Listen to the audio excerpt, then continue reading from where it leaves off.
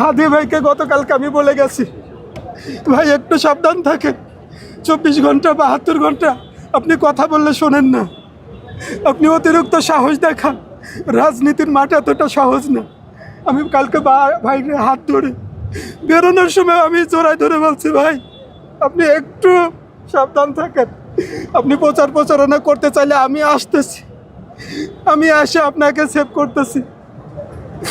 আজকে মেট্রো বন্ধ, আমি লোকাল বাসে আসতে আসতে যে আমি আটকে গেছি।